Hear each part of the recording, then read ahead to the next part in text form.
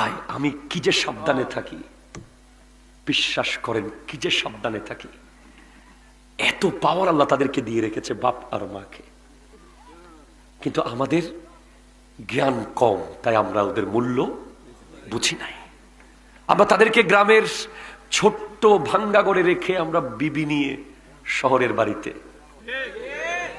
ঠিক কিনা জোরে বলেন না? আমরা অনেকে এমন আছি যে মাকে 500টা টাকা দেওয়ার জন্য বিবির কাছে দরখাস্ত লিখতে হয়, মাননীয় বিবি বিষয় মায়ের হাতে টাকা দেওয়ার অনুমতি। ছি ছি ছি ছি ছি। আমাদের মধ্যে এমনও আছে নির্লজ্জ যারা 3 ভাই মা বাবাকে ভাগ করেছে, জানুয়ারি তোর ভাগে। এখানে নাই আর কি? আরে না, এখানে নাই।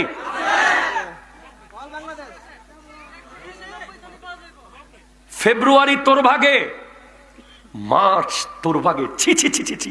জানুয়ারি শেষ হয়ে যাওয়ার পর আর প্যারাসিটামল কিনে না। প্যারাসিটামলের দাম 1 টাকা রে বেটা। তোর মার এত পাওয়ার আছে যে ওই একটা প্যারাসিটামল দিয়ে তুই জান্নাতে একটা কামরা নিতে পারিস চাইলে। ওটা তুই বুঝিস নাই। কত বড় বোকা তুই। তোর বউয়ের কথায় তুই কি করেছিস?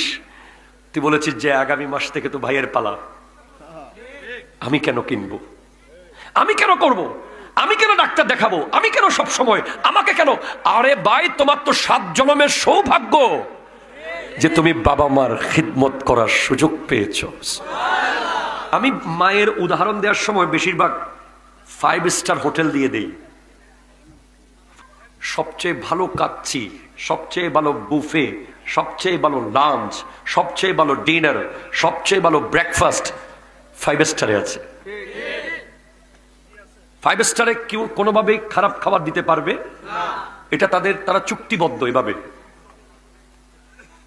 কিন্তু আমি বিশ্বাস করি যে 5 স্টারের খাবারে ওই মজা নাই মায়ের হাতের রান্নায় যেই মজা।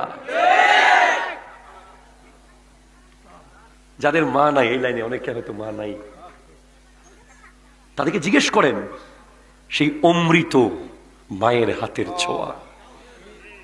একটু লবণ ছিটিয়ে শুধু হাতটা লাগিয়ে দিলেই রে ভাই, এত স্বাদ, এত স্বাদ, এত স্বাদ।